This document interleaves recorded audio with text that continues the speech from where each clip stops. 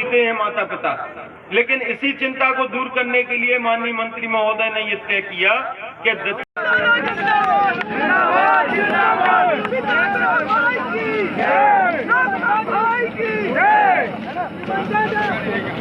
Memo गाड़ी चलने वाली है, अगर वो चले तो यहाँ पर स्टॉपेज होना चाहिए, ऐसा मेरा निवेदन। अगर वो इटारसी की पैसेंजर जो कोरोना काल से बंद है वो चले तो स्टॉपेज होना चाहिए। मैं 6 महीने पहले आया था और आपके बीच में मैं छत्तीसगढ़ एक्सप्रेस को झंडी दिखा के गया और वो भी हिंदुस्तान की पहली कोरोना के बाद रुकने वाली ट्रेन थी। मैं फिर 3-4 महीने बाद आऊंगा और इसी स्टेशन पे फिर आपको सवेरे रुकने वाली किसी झंडी को फिर आपके बीच में 3-4 महीने बाद DRM साहब का आभार। मैं माननीय रेल मंत्री अश्विनी वैष्णव जी का भी आभार व्यक्त करता हूं जिन्होंने मेरे निवेदन को आग्रह को माना। हमारी सांसद संध्या राय जी का भी आभार कि उन्होंने भी इस काम के लिए प्रयास किया। उन सांसद संध्या राय जी का भी आभार व्यक्त करता हूं। मैं आभार व्यक्त करता हूं प्रधानमंत्री आदरणीय नरेंद्र मोदी जी का, जिनके कारण से वंदे भारत जैसी ट्रेन प्रारंभ हुई। पूरे देश के अंदर भारत की बनी हुई ट्रेन पहली प्रधानमंत्री ने चालू की।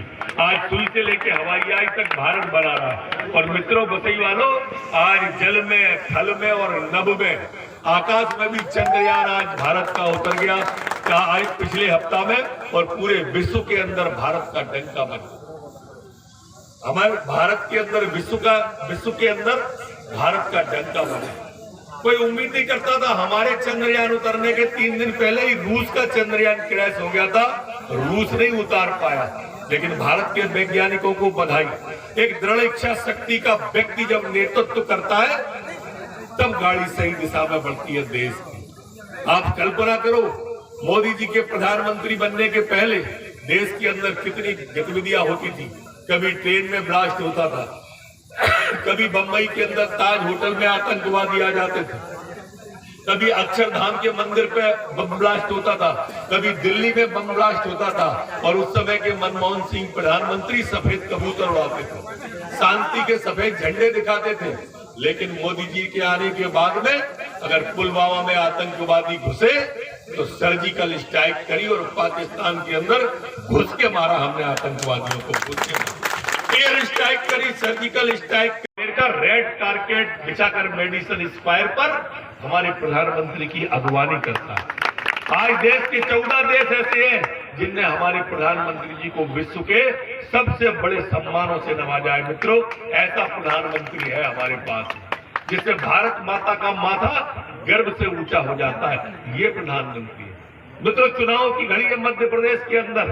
अब ये सारे के सारे लोग झूठ बोलने के लिए आपके बीच में आएंगे, काम के आधार पर बोलने नहीं आए। हमने तो कहा है कि जो कहा है सो कर दिया है। एक एक घर, ऐसा कोई घर नहीं है जिसमें हमने ये राशि लाडली बहना की नहीं पहुंचाई। ऐसा कोई घर नहीं है जिसके अंदर हमने लाडली लक्ष्मी अगर वो आई है तो उसको नहीं बनाया हुआ अस्पताल के अंदर। ऐसा कोई भी बेटी की पढ़ाई से लेके, पैदा होने से लेके उसकी पूरी पढ़ाई तक, बुजुर्ग तक, वृद्धावस्था पेंशन तक, जो सरकार भारतीय जनता पार्टी की चिंता नहीं कर रही है। आज मध्य प्रदेश के अंदर चारों तरफ सड़कों का जाल बिछ रहा है। आपके बसई के अंदर हर महीने आ रहा हूं मैं, हर सप्ताह आ रहा हूं और हर सप्ताह कोई न कोई सड़क का शिलान्यास करके काम चालू करके जाता हूं। अगले हफ्ते फिर आ रहा हूं, अगले हफ्ते फिर आ रहा हूं और अगले हफ्ते आके फिर आप सबके साथ में बढ़िया दाल बाटी चूरमा का प्रोग्राम करूंगा। और भैरानेश्वर वाली सड़क, कौन सी सड़क है, देवगढ़ वाली सड़क का शिलान्यास फिर आपके बीच में करूंगा। प्ले ग्राउंड की बात आपने कही,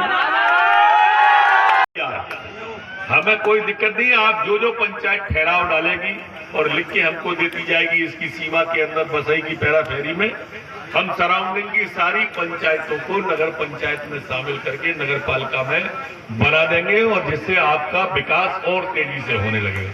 दतिया की तरह आप सबका विकास होगा। हम किसी को भी छोड़ना नहीं चाहते। अगर प्रस्ताव में कोई त्रुटि आई है तो आप प्रस्ताव को सुधारो, बहुत टाइम है, बहुत टाइम है। आप तो ये बात का हमेशा ध्यान रखो कि भारतीय जनता पार्टी को जिताना, भारतीय जनता पार्टी को जिताना, क्योंकि ये नीचे से ऊपर तक हम सब लोगों को इस देश राष्ट्रभक्ति का पाठ पढ़ाया जाता है और इसलिए विकास तेजी से हमको सबको करना है। ये नगर पंचायत के जो हमको प्रस्ताव दिए, हमें सारे प्रस्ताव मंजूर हैं। इसलिए आप सारे लोग निश्चिंत रहना, कोई भी पैराफेरी के गांव को हम छोड़ेंगे नहीं, सबको नगर पंचायत में शामिल करेंगे। 50,000 ये मैं इसलिए कह रहा हूं कि अब चुनाव आ गए ना, तो अब कांग्रेस के लोगों के चक्कर चालू होंगे कि नहीं होंगे? वे कांग्रेस के लोग आगे कहेंगे कि ये लाडली बहना के पैसा चुनावी पैसा है।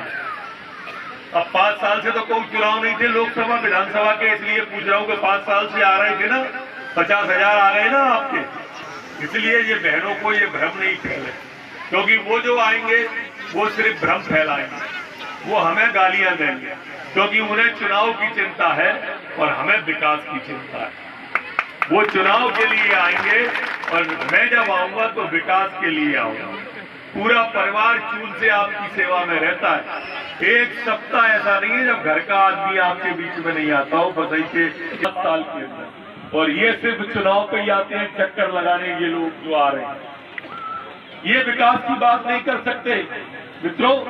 मैं तो बसई से पहली बार जिताया है आपने, 3 चुनाव में पहला जीता हूं, लेकिन वो जो 65 साल से चुनाव बसई से जीते और 35 साल एमएलए रहे, ऐसा ही है ना। 25 साल उनके पिताजी रहे, 10 साल वो खुद रहे, ऐसा ही है। 35 साल एमएलए रहे और 65 साल चुनाव लड़े। आजादी के बाद एक भी चुनाव ऐसा नहीं है कि उन्होंने नहीं लड़ा हो। आप बताओ, जो 35 साल का एमएलए रहा वो एक हाथ विकास गिनाता है आपके गांव में आके? गिनाता है? नहीं गिनाता। विकास के नाम पे वोट मांगता है? नहीं, हमें गाली दे के वोट मांगता है। हमसे कहता है दतिया में भय का राज है। जब आमने सामने आदमी मर रहे थे, एक दिना में गैंगवार हो गया, 5-5 आदमी मर जाते थे, तब भय का वातावरण नहीं था। लेकिन अब भय का वातावरण है, क्योंकि सत्ता मिलती नहीं दिख रही। कहते आतंक का राज्य है। जब बसई में, दतिया में हजरत की गैंग, हड्डी की गैंग, गड़रिया की, राम बाबू की, दयाराम की गैंग घूम रहे थे, तब डर का वातावरण नहीं था। अब डर का वातावरण है इनके लिए, क्योंकि इनकी सत्ता आती इनको दिख नहीं रही। कैसे लोगों को विकास के कामनाएं, सड़क कभी कभी गिरती है, इसलिए अच्छी गिरे, ये जिम्मेदारी मैं आप सबको दे रहा हूं।